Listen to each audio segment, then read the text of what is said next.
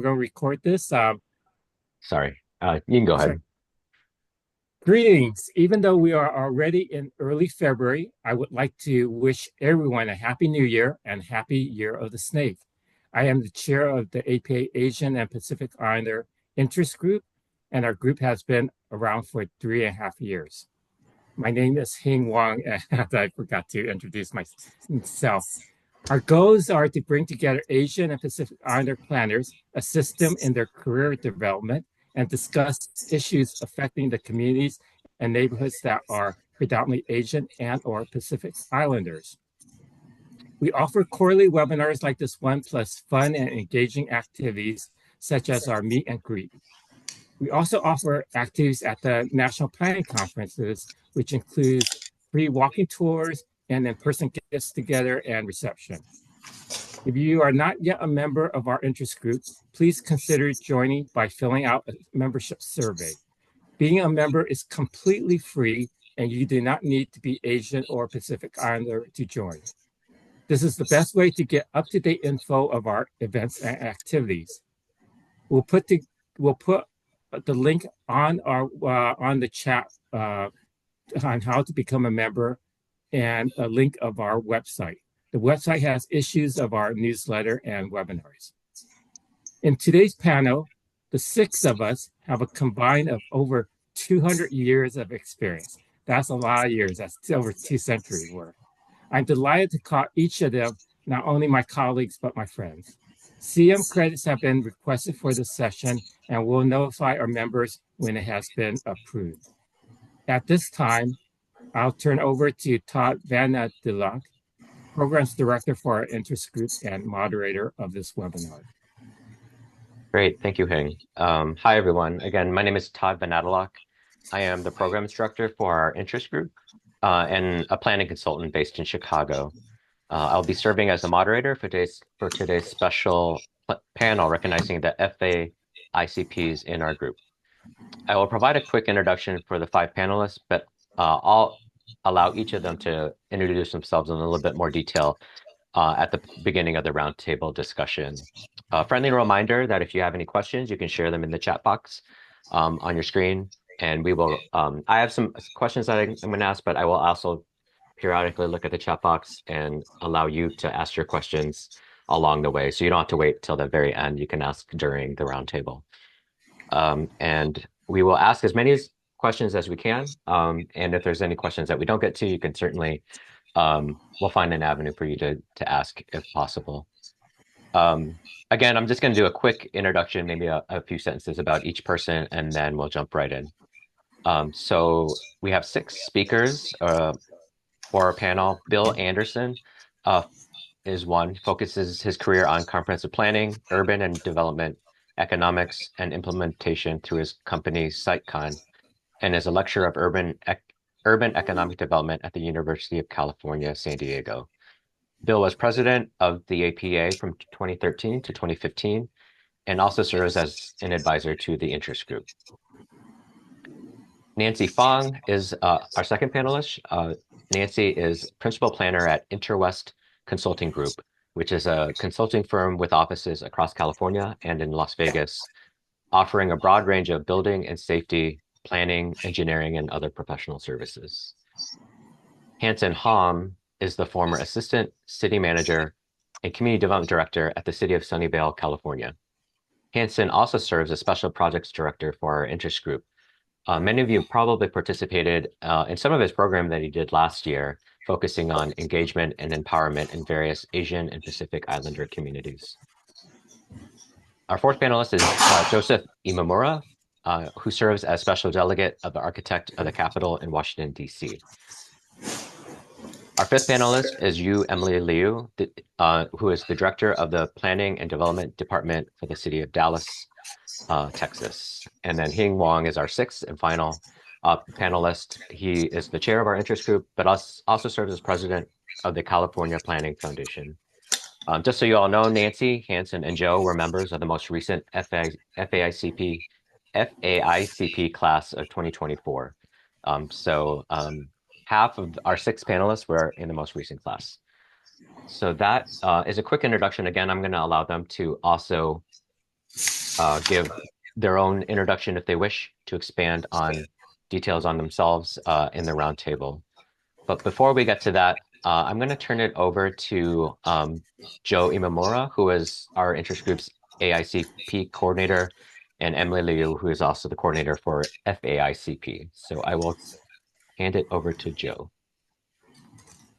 Great. Thanks, Todd. It's great to see some familiar names and faces as well as some new ones. I will, if I can. I just gave you hosting capabilities, so Terrific. hopefully I see that that now. perfect. There we go. All right. There might be a short lag, but you should be able to see a screen. So we want to talk a little bit about, and if you see me look to the left, it's just because I've got a second screen. So wanted to introduce at least some of the criteria if you're interested in applying to become FAICP.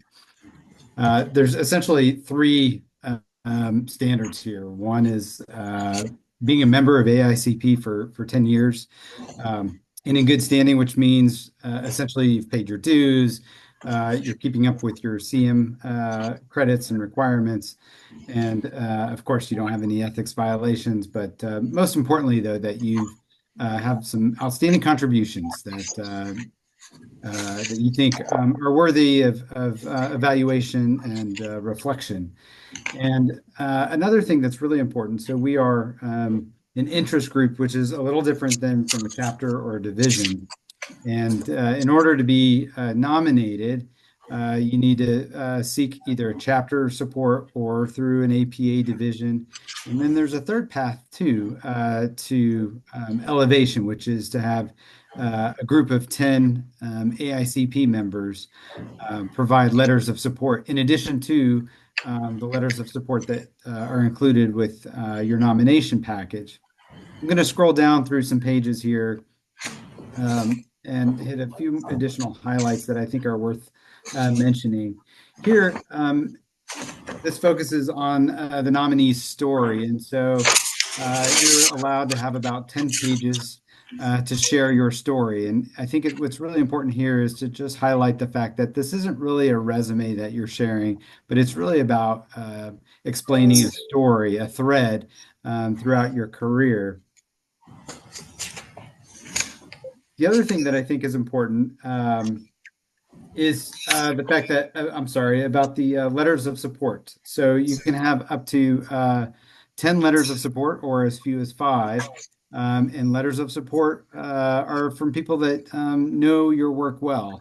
And those letters can be up to 2 pages each. And it's really important to identify people with diverse perspectives and perhaps diverse backgrounds to write on your behalf, in that they can share sort of a personal account and explain the impact of the work that you've done. That's the key here. The other part is part of your nomination package. This, you'll see letters of support here, is to identify who these people are, and then where their letter is and the stories that they can speak to that are in your package. And so I've highlighted that in the third column there, and I think that's really critical and easy for the evaluation panel to at least crosswalk and reference some of your stories that you're explaining. I think with that, I'll turn over. I don't want to take up all the airtime, but I'll turn it over to Emily, who chaired the FAICP committee for our interest group last year. Thank you very much, Joe. Again, my name is Emily Liu. I am the fellow of 2022, so it's pretty recent as well. But I do want to say something about this year's nomination material. It has been updated since we have since 2022 and 2024, and I'm very fortunate to be involved in this. I think this is much better, streamlined, and also very open and transparent. And I think there's not a lot of guesswork here. So I'm really proud to be involved in that. For example, one of the things changed, it used to be the 10-page. I used to call it a long resume. There's a different word. but it's not. So now we change that to a user story to let you know that we really want to know who you are, what your contributions are. I think that's much, much better than just a list of the things you have been doing. So I think there's a lot of good things about this updated guideline. If you're interested in 2026 fellow, you definitely need to start looking at this now. I remember when I was doing that, I look at every word multiple times, every page, all the time to make sure I understand it correctly. So this guideline is very good this year. And I think it will provide a lot of clear directions to you if you want to. It also laid out a clear timeline as well. Like it's very, very open on that perspective when you should apply, what happens next. And that, I don't remember we have that before. So this timeline is also very, very important. So basically, the structure remained relatively similar with previous year. You do need a nominator letter. It's basically a letter from the person or a group of persons or organizations who nominate you, and that is 3 pages. I think that's probably one of the most important document you provide. And then you already talked about the recommended letter, 5 to 10, minimum 5. Most people go like maximum. I did 10 pages. I think some people go 8 or 9, but minimum of 5, you can go a bit more. And it's very important you get from a diverse group of people who your mentors. I mean, we all have mentors, even though you are eligible for FAICP, you're probably going to have mentors in your life, and they probably know you very well. And make sure you have your mentors. And to me, when I did that, I have a lot, several employee volunteer, not the employee, I was currently the employee who have left and, want to write. So that's very important to talk about your leadership. And also your customers, the people who you served, who you have made an impact. That's very important. I think it's also important to talk to them for instance, hey, write me a letter. And what I find out is when I talk to them, there are a lot of things I didn't think was important or I didn't really remember, but it have a big impact on them. And they brought it up. And that's very, real, true story. So I think it's good for you to have have a conversation with your letter of recommendation. I heard that's very important because letter of recommendation and your nominator letters, those are very important. And then there's 3 other documents. There's 100-word documents, do the same.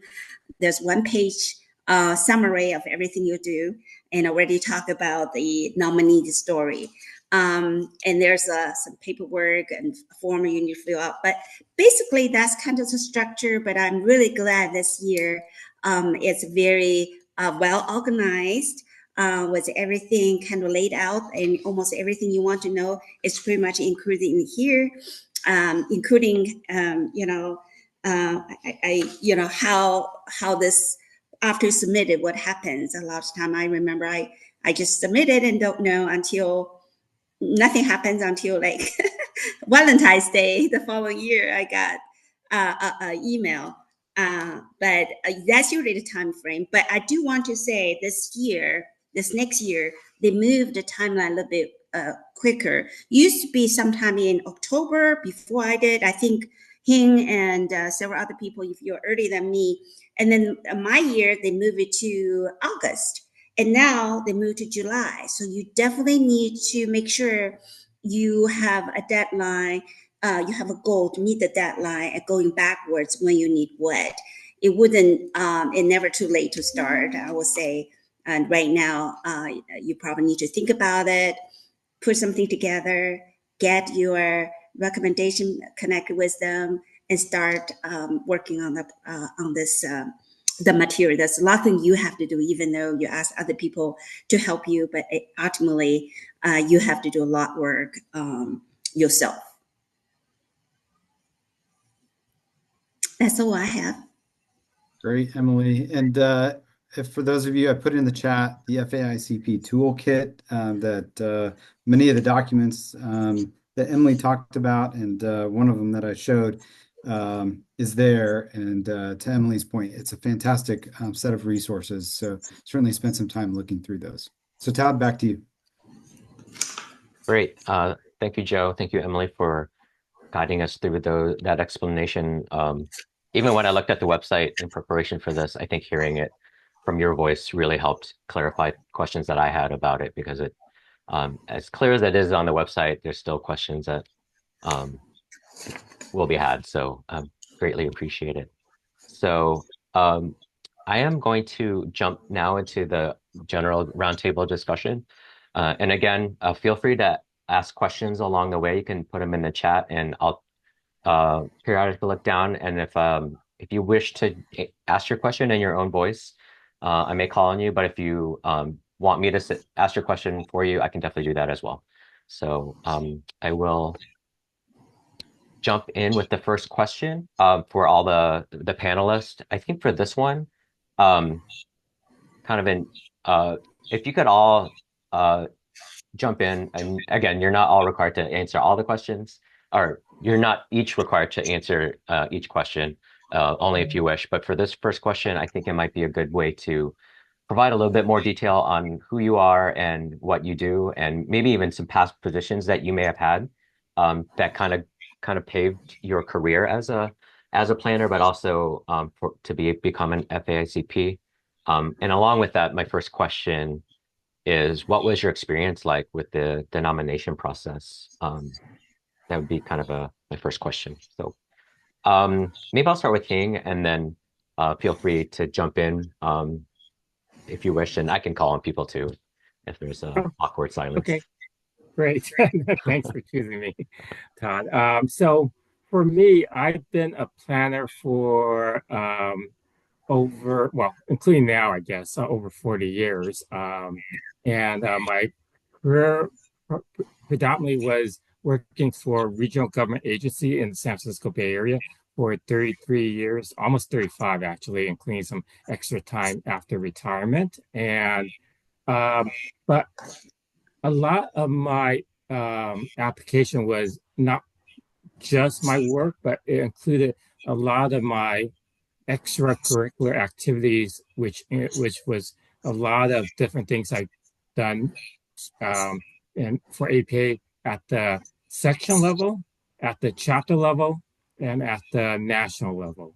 And I've also been involved in the California Planning Foundation for over 20 years now. And that's very dear to my heart because it gives scholarships to planning students.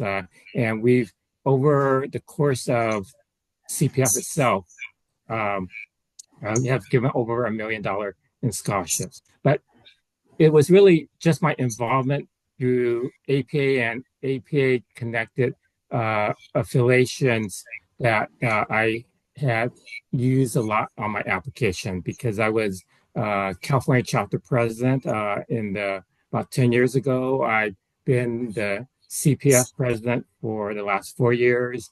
I'm the chair of the Asian and Pacific Islander Interest Group. I've also led international planning tours and just done a lot of things which showed that I was very involved in the profession, and it was also giving of my time. And not that I know that's a certainty, but I know that they look at how much one person does get back to the profession. So I'll just stop at there because I don't want. I could probably talk more. There's 6 of us, so again, I'll just let someone else jump in right now. Okay, I'll jump in. My name is Nancy Fong, and just like Hing, I have over 40 years of urban planning, and I mostly work in the public sector, even though I'm listed as a principal planner in a consulting firm. I retired as a director in a small city in Southern California, city of Diamond Bar. And after I retired, they called me back, not city Diamond Bar, but other cities, to be the interim community development. And my role is to try to reorganize the community development department, and to hold them together until they hire the permanent director. And I work my longest time appeared in a city of Rancho Cucamonga, and that's the city that I think I've tried to do a utopia, in that city to create a lot of physical development. So I'm very strong on physical development and urban design. And right now, what I'm doing is providing consulting services, planning services, and I'm rewriting the zoning code for city of Covina, because it's been so outdated. So I have all other types of things too that I worked on, but this is what I've been doing. Yes, I'll jump in. I'm Bill Anderson, and I've been working in planning for about 45 years now, and started with a firm, Economics Research Associates, starting out in Boston, and then LA, and then my hometown, San Diego. And from that, for over a couple decades, worked on that intersection of economics and urban planning and development, nationally and internationally, but also served as a member and chair of the San Diego Planning Commission during that time. And later, Mayor Sanders asked me to be planning director and oversee planning and redevelopment for the city of San Diego for about 5 years. After that, I worked with AICOM as director of planning in the Americas, and then a couple years with Arab. So I've had this combination of global multidisciplinary firms and local government. But I have to say my application, well, with APA, my experience coming up through APA was more through the divisions than the chapter. And so I chaired the Economic Development Division for several years. And then later, after I became FAICP, was elected to the board and served as president for a couple of years. But in the application back in, I think it was 2006, can't quite remember. So I don't quite remember the exact process from back then. But do remember that for the recommendations, I really tried to integrate my professional planning life and my citizen activist life that was related to sustainability and housing and community development in my hometown and through APA. So having letters of recommendation from people representing both worlds and including people who were not planners at all, but touch planning in their activism. Next. Yeah, okay. I'll start next. My name is Hanson Holm. Hi, everyone. Thanks for joining. For those who are thinking of submitting their applications this year, my congratulations. For those who are attending, thinking ahead, that's also very good. But like all the other panelists, I have over 40 years of experience also. So that's where the 200 years comes in. But I've been in the Bay Area all my life, born in San Francisco, Chinatown, actually. And I've been in the Bay Area all my life. I worked in the public sector for most of my career. I really enjoy working for the public sector. It kind of ties into, I think, some of my cultural roots, I believe, which we can talk about a little bit more. But I've counted now for 10 different cities in the Bay Area. I can say I've never been fired from any of them, but I do have my bruises and scars, working for them. It's been an enjoyable experience. So on the other side of the professional work, I've been very involved in APA over the years, the American Planning Association, the California chapter. I was a Northern Section Director, and I also was VP of conferences for the chapter where we get, almost 2,000 people attending our annual conferences. I did that for 4 years. And then I'm active on the California Planning Roundtable and the Planner Emeritus Network, which are 2 affiliate organizations of the APA California chapter. One of the volunteer work that I'm really proud of doing is I oversee the community planning assistance team program and for the chapter, which for those who are familiar, used to be a national program, but they deleted it and delegated it to the cities, to the chapters. So California, we have a pretty active program and done a couple of projects. So I'm really proud of that. But that's a little bit about background. As far as reflections on applying for the nomination process, since it's fresh in my mind, I reiterate some of the comments that both Emily made also, and it's emphasizing telling the story is so important. I remember when I started, I outlined my professional experience and also my APA experience, because that was kind of the dual purpose of my application. But it was basically an annotated resume. So in talking to mentors and people that took the time and to review my application, it was how do we shape this into telling a story?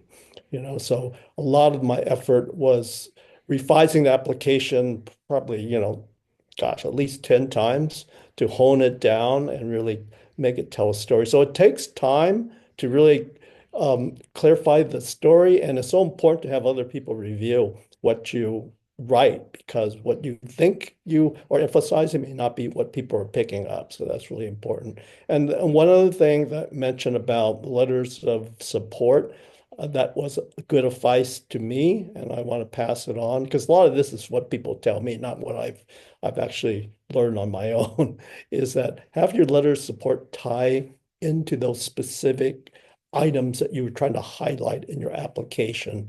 So think about your whole career and who can kind of provide that personal reflection of those portions of your career that you would like to highlight. So tying your story to the letters of support was a really good recommendation I wanted to emphasize.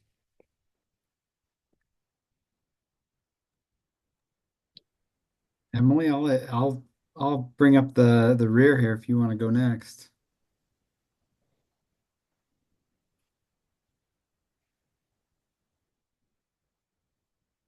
I'm sorry. I was sorry. You can hear me now.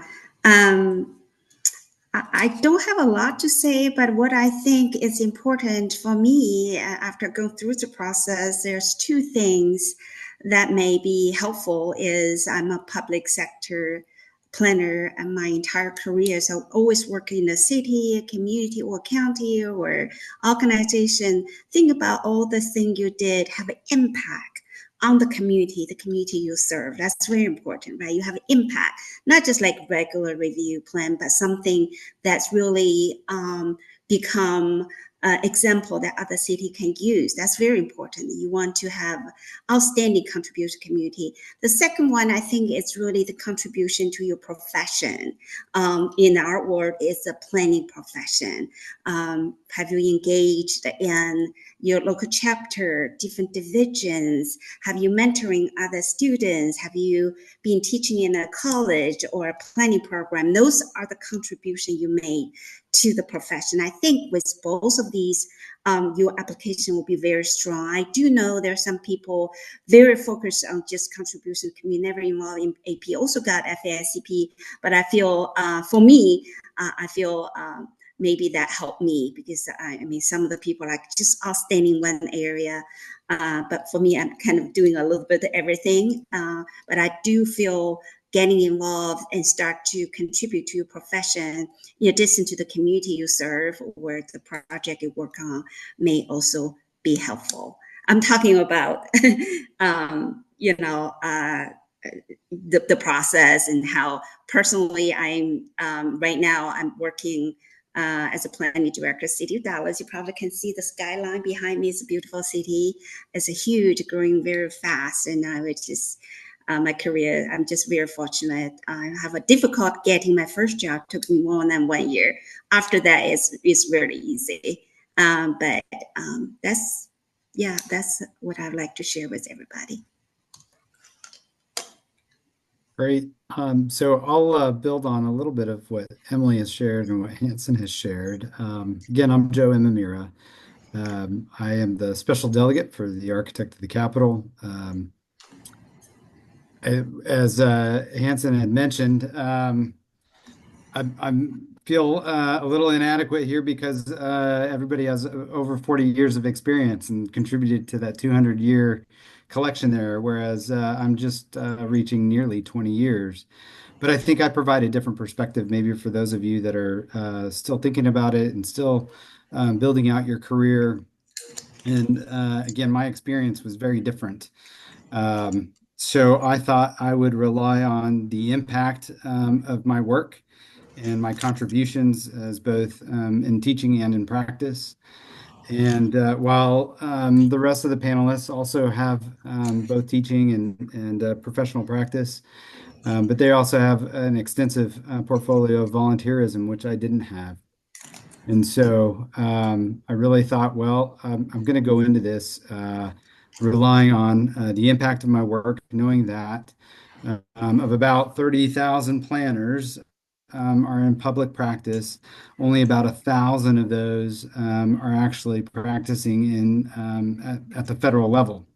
And so that's really the focus of my work, not just at the Architect of the Capitol, but with other federal agencies, both in the executive and legislative branch.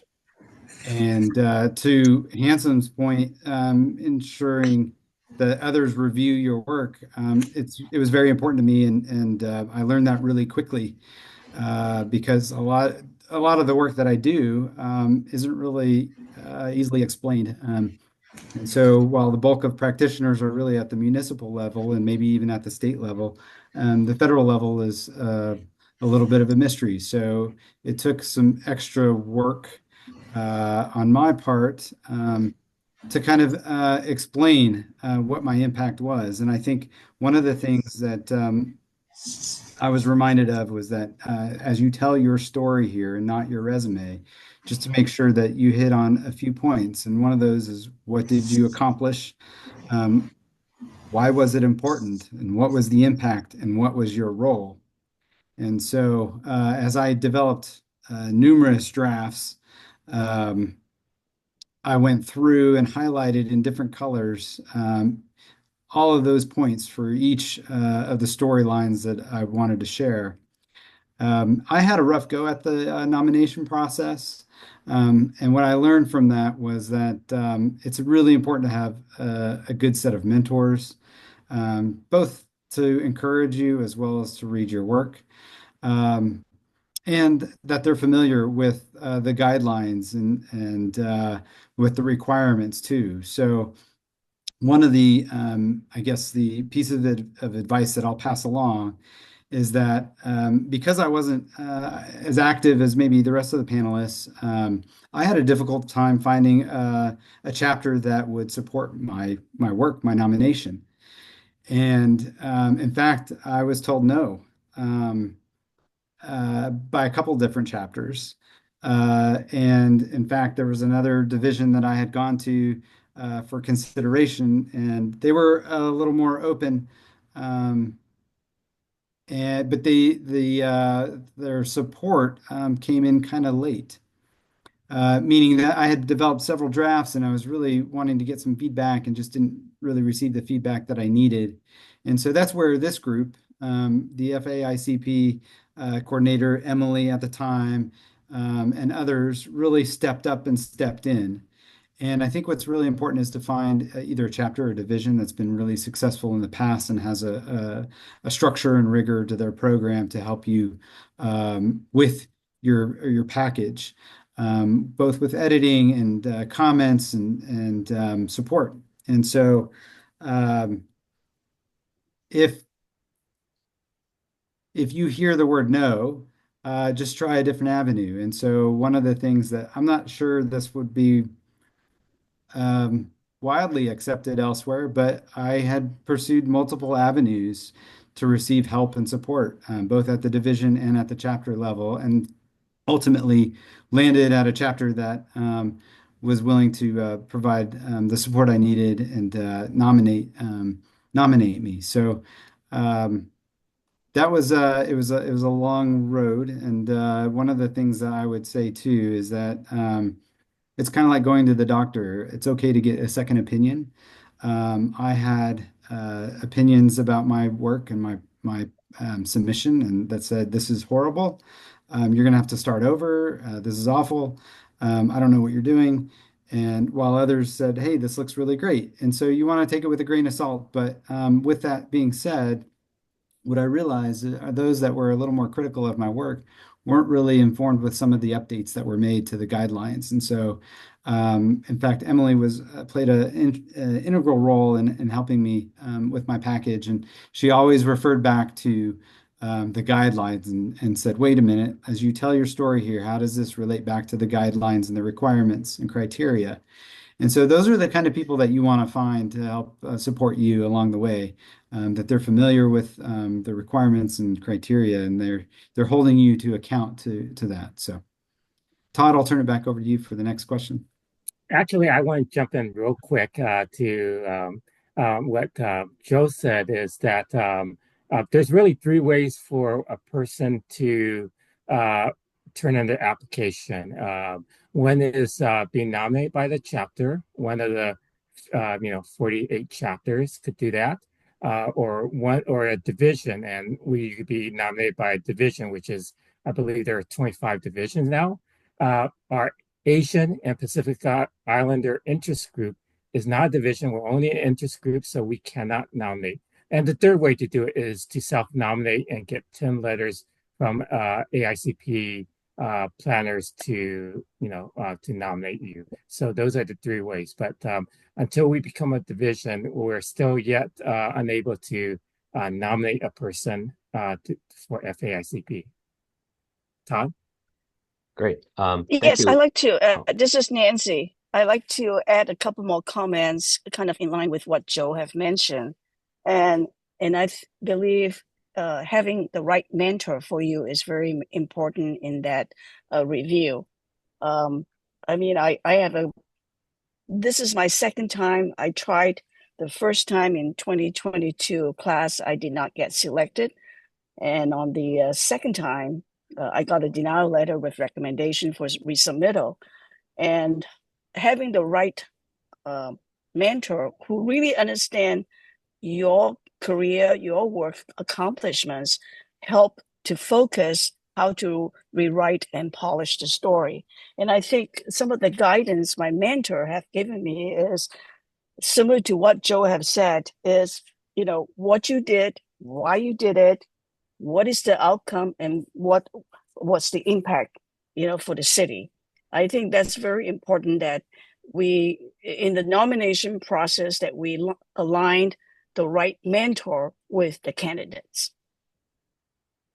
That's like what I like to add.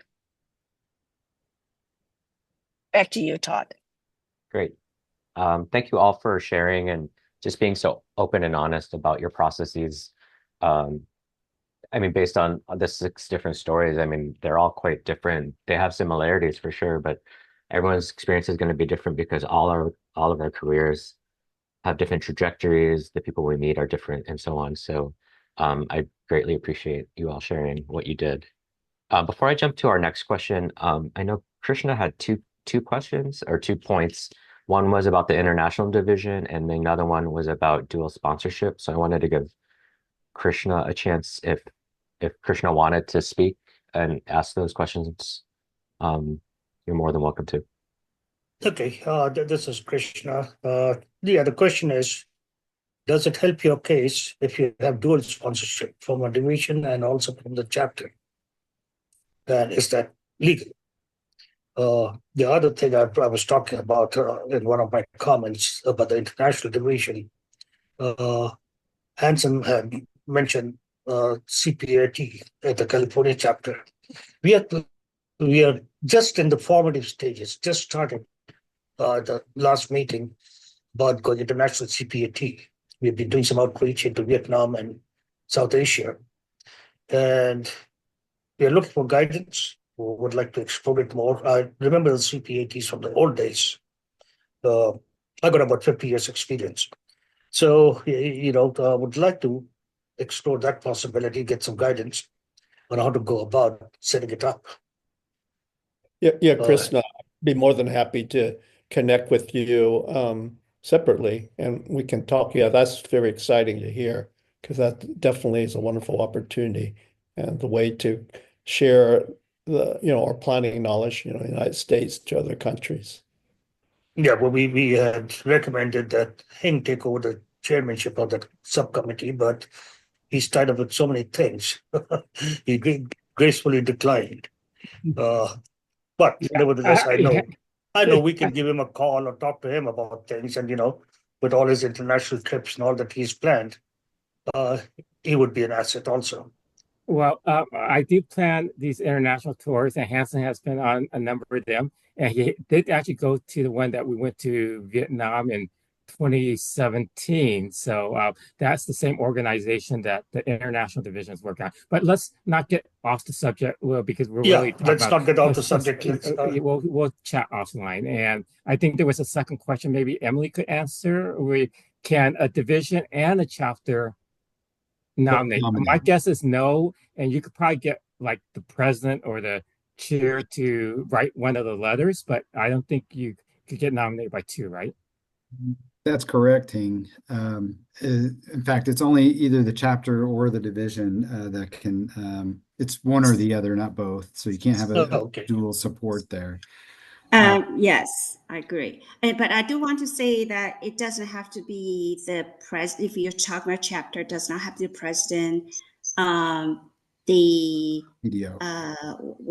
There's an PDO. Officer.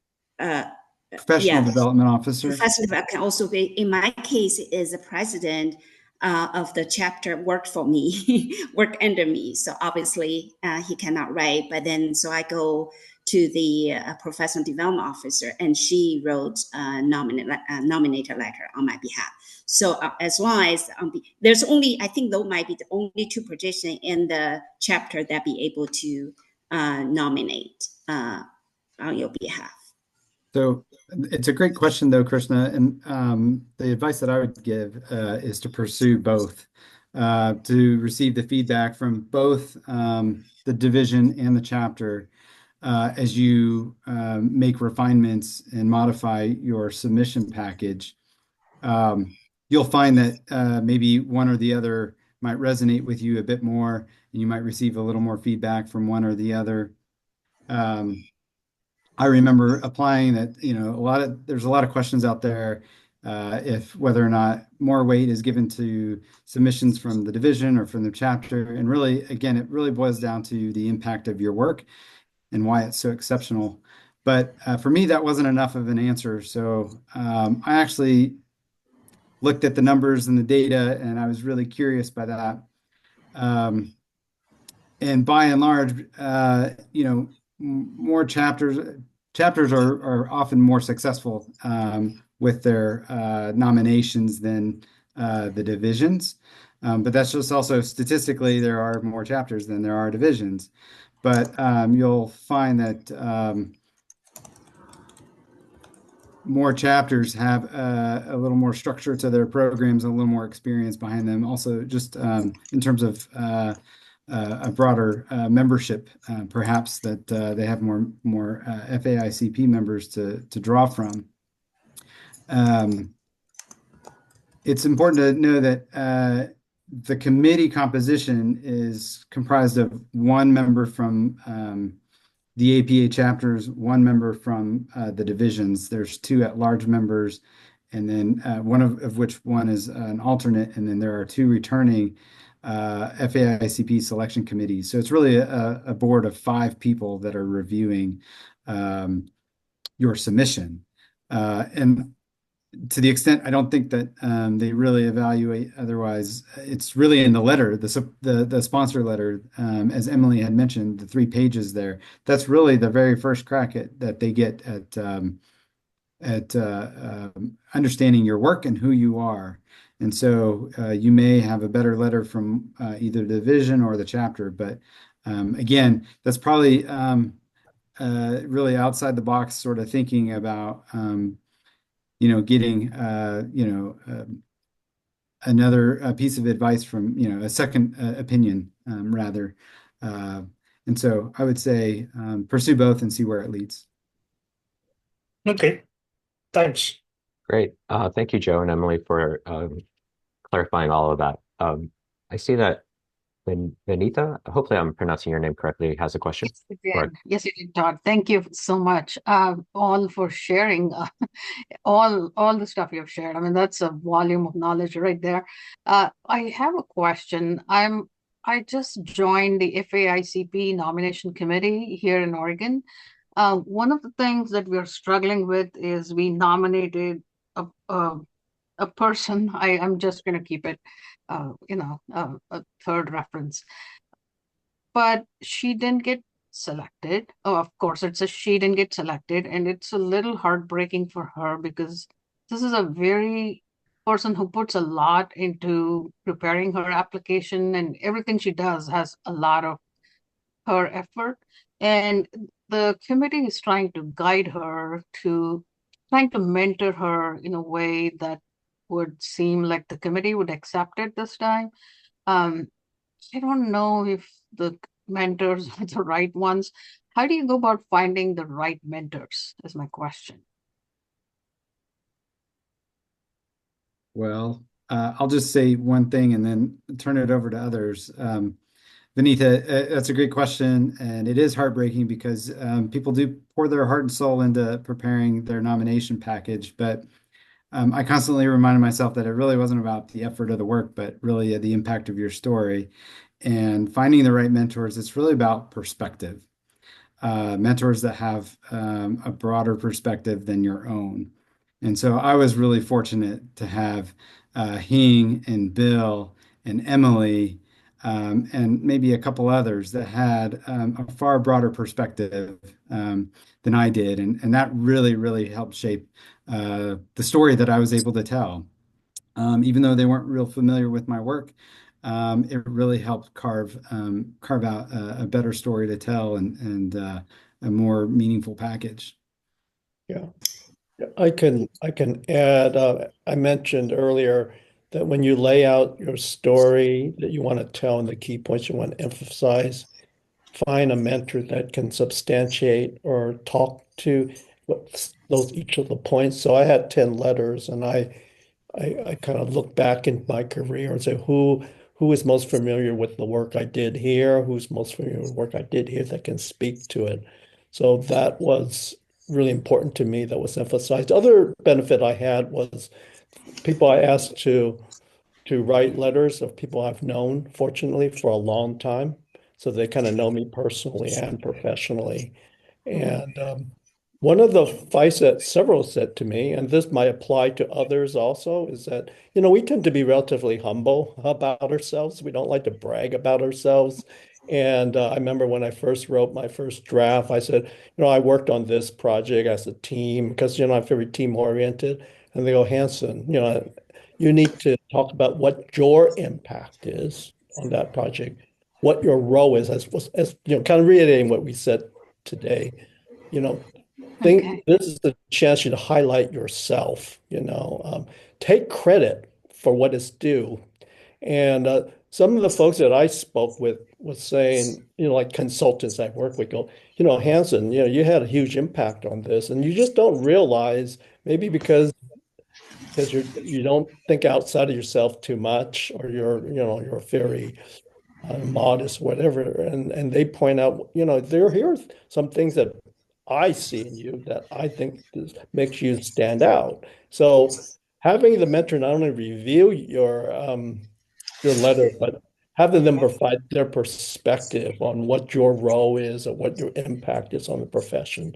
So that was really, I kind of looked at it as a joke. It's almost like having someone write an obituary about you after you passed away, It felt that way in many cases. People were so glowing in their letters. Yeah, that's a fantastic piece of advice. Like, look at your life backwards, and what would somebody tell you? Okay. The second question I have is, we have another situation where this person during the pandemic put a lot of their, working mother or a working dad put their time into doing both. I mean, that's quite a double duty during the pandemic, and they were thinking maybe that should be considered as exceptional. I don't know.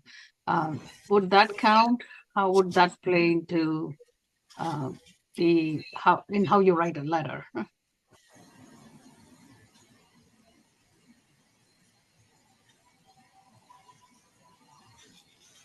That would probably work more for the working mother than the working father. The working father is assumed as a given.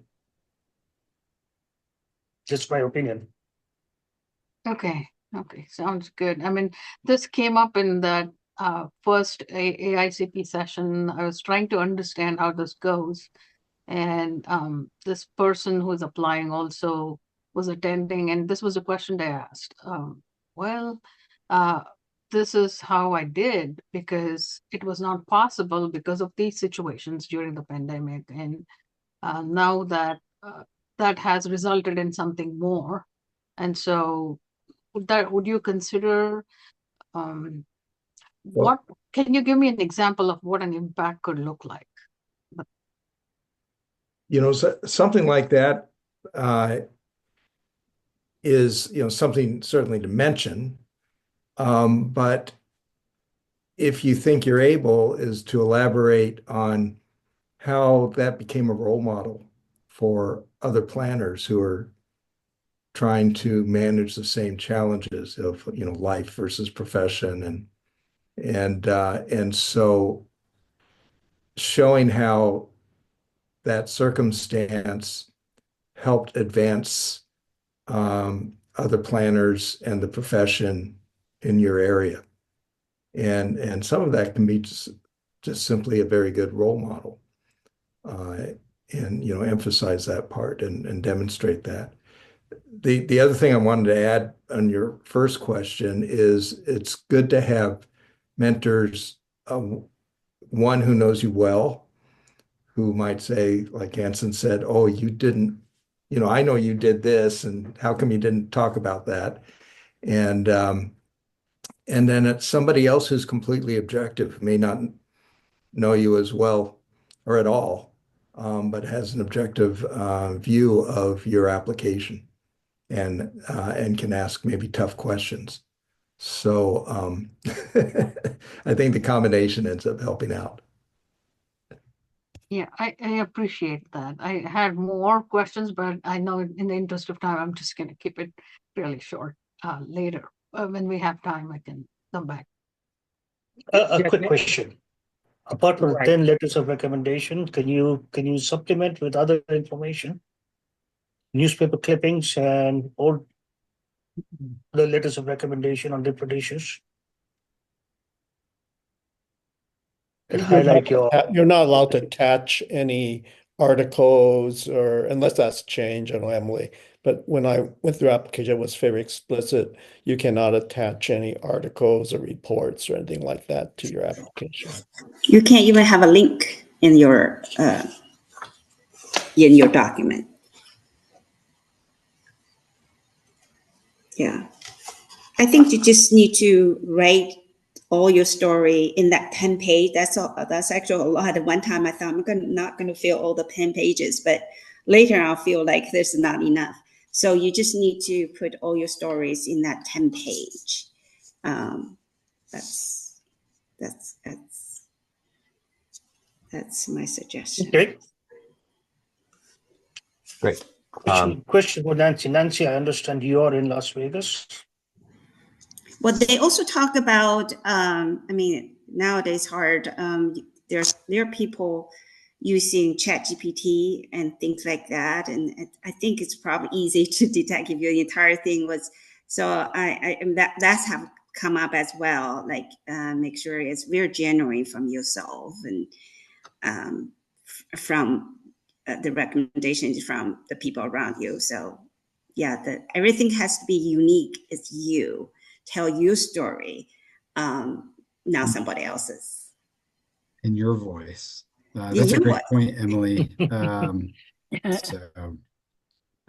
In fact, not for this fellowship, but another, in fact, I had been, someone had remarked to me that they didn't think that I had authored my own work. But I am a very good writer, and they had made the comment that it was just, it didn't have my voice in it. So I went back and rewrote it. But as Emily said, I think it's very clear when ChatGPT writes it or AI writes it. But certainly the first draft will not be the last draft. You'll go through several iterations and rounds. Certainly, I had sent Emily, Bill, and Hing a number of different versions, and so they were very kind enough to read each one. I think I just hear all of you saying, I do believe the mentors are very important, but there are two kinds of mentors. One is really help you on the substance, right? Your career, they know you all along, help you. But my challenge, I have plenty of those. My challenge when I started to put this together is I live and work in a small state called Kentucky. Before me is only just a few FAICP, very, very few. And there's no FAICP because this is new. I have not heard about this until just a few years before. And my mentors have not heard about this. Obviously, they cannot help the process. So I was devastated, and there's no FAICP to get me in my chapter. They all try to help me, but they have not gone through this. What happened is that later, and I had a webinar, and I saw one of the FAICP in California, not even close by, and her name is Elizabeth Tyler. Libby, I go by Libby. She has been, I don't know her at all. I just randomly got her name and start to reach out to her, and she responded. She spent so much time getting me through the process, nomination process, which by itself needs a lot of work. And not like you can do all this tremendous work, but if you don't put it together the right way, you may not get, that fit. So she helped me tremendously. To this day, I'm still grateful to her. And just, she doesn't know me. We were living like two different parts of the country, and she helped me. And that's, I think it's very important for me to get through. No one else close to me even know how to help me, because they try to help, but they just don't have the experience. So I think don't hesitate to reach out people, even for those you may not know, but you need help. They can always say no, but they may say yes. I didn't know that, Emily. That's a good story. Yeah. And I think Libby Tyler is probably a common thread, because I did the same thing. I had reached out to Libby, and she put me in touch with Hing. And so now Hing was able to put me in touch with everybody here. So Yeah. I do know Libby Tyler really well. Both she and her husband are both AICP. So, and they're originally from California, but they lived in Illinois for a number of years, and they're both back in San Francisco Bay Area, and very involved with APA. Great. Thank you for all that input. It was a really good conversation. We are 4 minutes past the hour, so we have roughly 26 minutes, but we'll save a little bit of time for a closing. But I'll jump into the next question, and we can always take questions from the participants or attendees as well. But I actually had two questions. They kind of go hand in hand. One is, what is your perspective of the diversity among FAICPs? And then kind of related to that is, what does it mean to you to be among the small but growing cohort of Asian and Pacific Islanders representing FAICPs? So I guess overall theme is about the diversity. So love to hear your thoughts.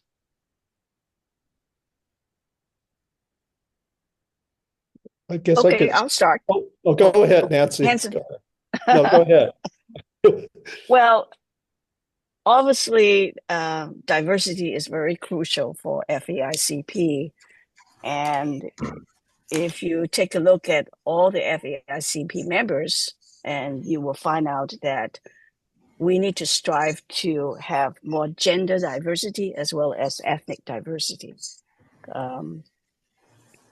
So especially FAICP and AICP and APA is all about DEI, diversity, inclusion, and equity. So I think it's very important that they continue to do that. As far as the second question about, what does it mean to be a member of the Asian and Pacific, the API? Well, I think this whether it's a committee or hopefully in the future a division, that it becomes an opportunity to create mentorship and sponsorship program. I think that's very important, and we could use this forum to strengthen our culture of inclusion, and also to help all our members to progress and accelerate their career growth and development. So those are my thoughts on this particular two questions. Todd? Yeah. Yeah, I agree with Nancy. When I considered FAICP for, a couple of times and kind of declined to put in my application because first of all, everyone's so busy. And then I thought, no, it's not that important. I mean, I'm very honored to be FAICP, but, I go, it's not that important necessarily to my career, especially now that I'm retired. But then what people told me was, and I totally agree here, is the visibility of having API planners in leadership positions that have accomplished something in their career is really important, especially in this day and age where diversity is starting to be diluted, unfortunately. Its importance.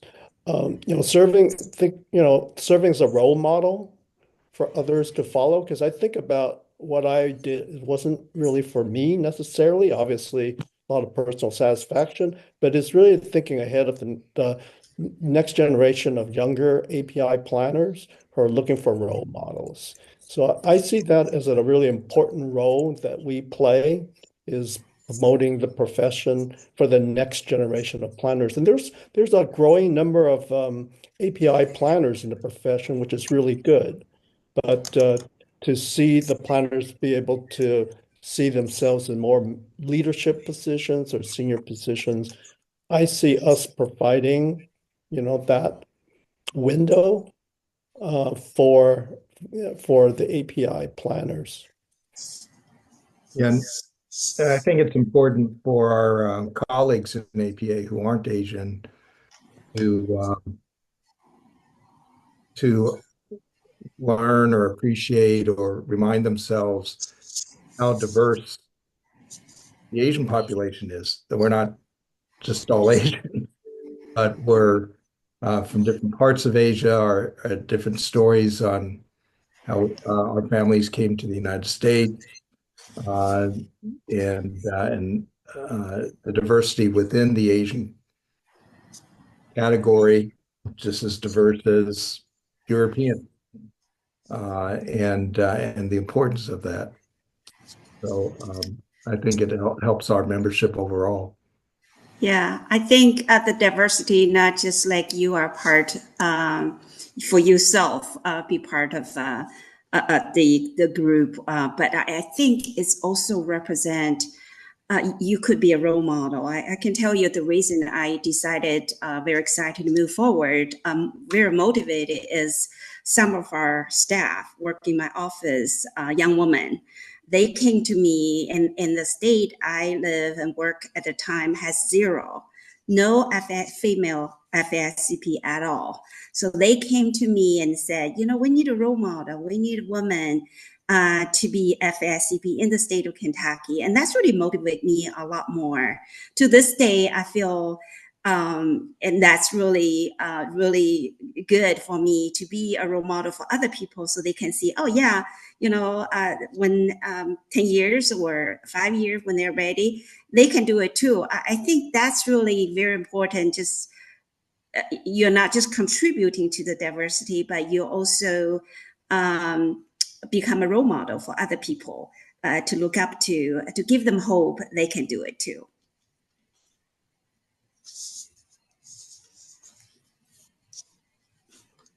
I'm not sure that I have anything more to add. I was standing in a room full of giants when I came into this process, for those that have kind of paved the road before me. So, but I agree with everything that's been said. And we'll turn it back over to Todd so we can get through a few more questions.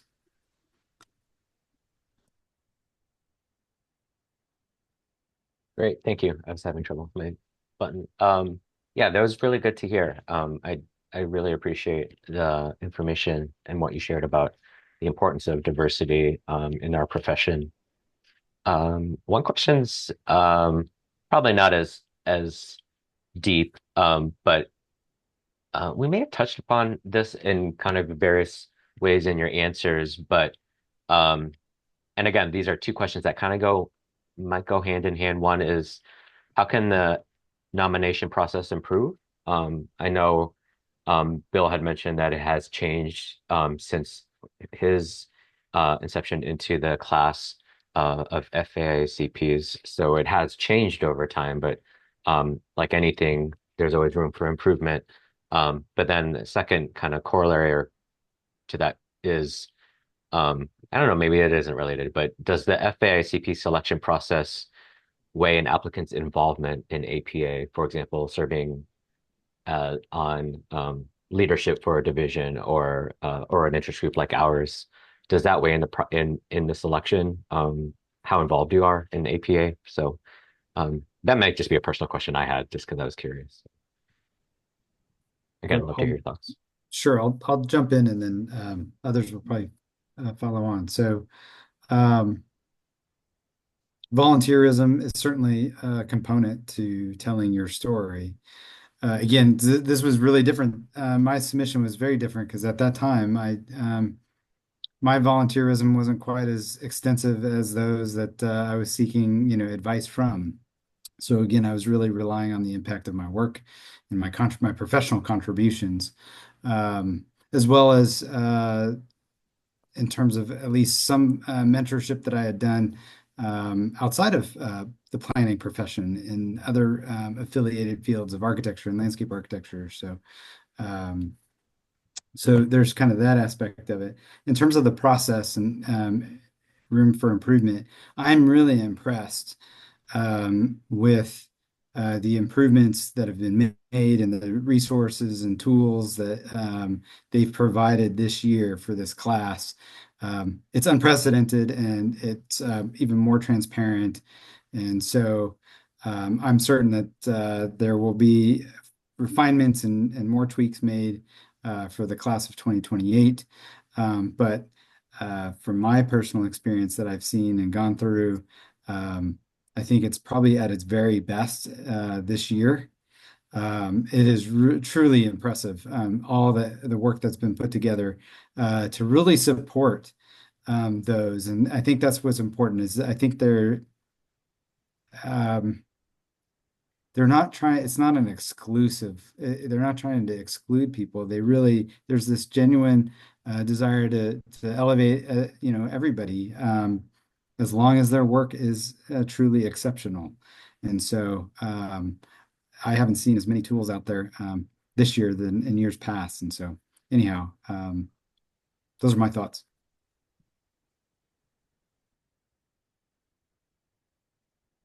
Okay, I'll jump in a little bit about the nomination process. The process, I think this year they really add a lot more information and resources, and I think that they were very helpful. So the question, I think the second question is, for me, I have not done anything involving the APA. I never run for any office in APA, although I have been an APA member for a long time. For me, I have to balance my family and my career. And I chose to advance the planning profession by training the next generation of planners. So for every city I work for, I mentor all the young planners, including minorities and women, and I helped start the career. And I also create a lot of training program just to make sure that they could advance, improve in their planning skills to do their work. So that's how I worked through that, and I did not have any volunteerism in the APA. So that's something a little bit different, because a lot of the FAICP they did have experiences in participating in APA chapter. I'll just jump in on that for myself. As Nancy just mentioned, it can vary quite a bit whether you have your APA involvement would be, excellent connection, or does it matter? And the short answer is it varies. I mean, to be FAICP, you have to be not just involved with APA, but also other things that we've done that showcase, or highlight some, your contribution to the planning profession. As personally, as I mentioned at the very beginning for my intro, I've been involved with APA for over 25, 30 years now, and I've been involved in every single level at certain point. And again, it's because I enjoyed doing it. I felt a connection and involvement with all the all the APA parts and it was important to me, and I think that helped my application. But again, it's not an absolute necessity that one has to have APA involvement, but I think it does help. Yeah, I mean it helps, and in large part also if a chapter or division is making a nomination, that they know you, but or know the people that they're considering. But that also has a downside, and APAs recognize that, which is it could also become a club. And there are a lot of talented planners out there who weren't, for various reasons, active with APA, but had a big impact on planning in their state and regions. And so that's why I think they've created a process for allowing people to express their interest, or having a sponsor who isn't an APA member, but somebody else also articulating, the impact that a candidate had to their community, or their field. I joke, the very first FAICP was Ian McCarg, and he might not have been qualified under some of our processes. So I think that's changed. I'm sorry. I just want to use this opportunity to really thank everybody, all the FAICPs. At one time, I have the privilege to work with some of the FAICP. Many of them have been being an FAICP from the beginning, and one of them is Donald Shoup. And I'll be able to touch base with him on behalf of the APA volunteering. And everybody know he recently passed just last week, and it's a giant. He's a giant, and he fell. And I will make sure that we all carry some of those the task work that he's doing and carry it forward. He's really amazing. And just tomorrow, the city of Dallas is going to debate on the parking reform, and I keep him in my mind. These are the best of the best. But, we have to start carrying those work forward. So it's sad that we lose him, but I hope that inspire more people to do impactful work just like he did. That's sad to hear. I didn't hear that he passed, but he's kind of a good example of someone who, as far as I know, was not necessarily that active directly in APA, but his impact is through through his writings, his books, and all of that. So one thing I've heard is that regardless of whether your work is in the public sector or, as a consultant or an academic, is not sufficient to just outline all your accomplishments, all the projects or awards you receive. This sounds redundant, but it's really about highlighting what impact has your work had on the profession, regardless of whether it's volunteer work, professional work, or academic work. It's really how has your work or your career impacted the profession. So that's part of the story to be so, because I know there's a lot of folks that I look at that I respect so much for their accomplishments, but then is a matter of translating it in your application on what has been the impact of your work.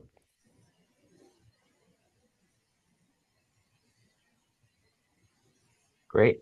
Thank you for those responses. We are at 21 minutes past the hour. I think we probably have time for one more question. I saw Krishna had a question in the chat. You're welcome to ask your question, Krishna. Yeah, is there value to the work that you've done for other professional organizations, like the Institute of Transportation Engineers and AICI, which is a program management organization? Yes, because of the recognition, the importance that what we do is multidisciplinary and requires the integration of different expertise and get things done and be creative. So, yeah, I would emphasize that. Yeah.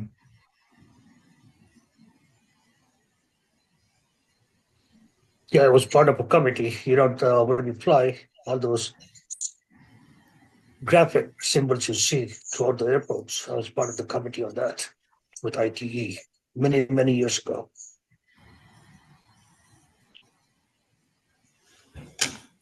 Okay, one final comment from me is for all these years, the minimum criteria has to be like you be AICP for 15 years.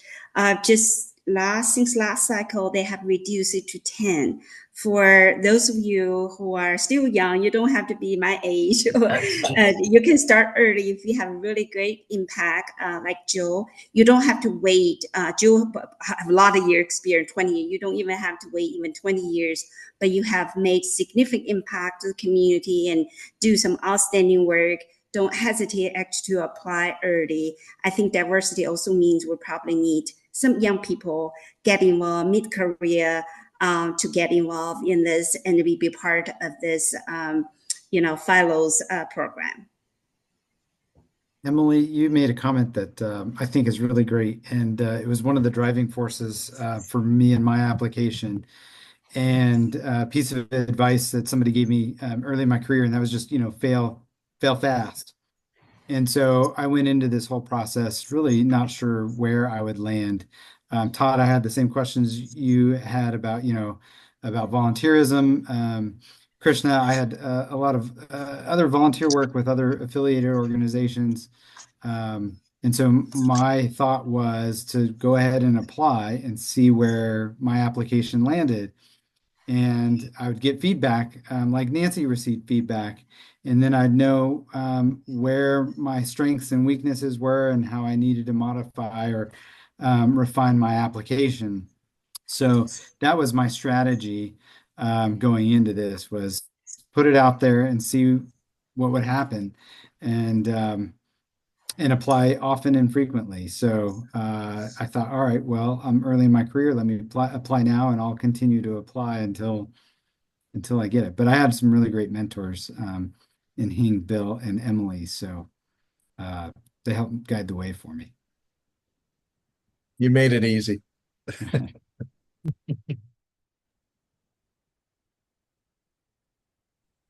Okay, great. We are at 25 minutes past, so we have about roughly 5 minutes. But before we close, I wanted to open the floor back to the panelists and say if you had any parting words or advice to anyone who may be seeking to apply for the next cycle, this would be a good chance to do so. jump in and then close it out. Just if you're going to do this, I guess my advice would be commit to it, because I was committing Emily, Bill, and Hing to help me review my applications, and that's their time. And so I wanted to be respectful of it. So make sure if you're interested in applying, commit to it, because you're committing others and their time too.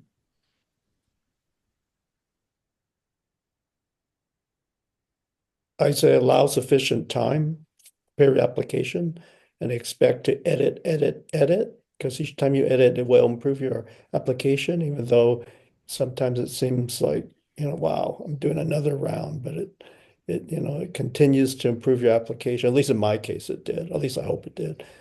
So be patient and devote the time. And, as Joe say, which means committing to preparing the application. And I'd like to say when writing your story, to also emphasize the outcomes of your good contributions to the profession or your community. That it's not just about process, but also the outcomes that were reached.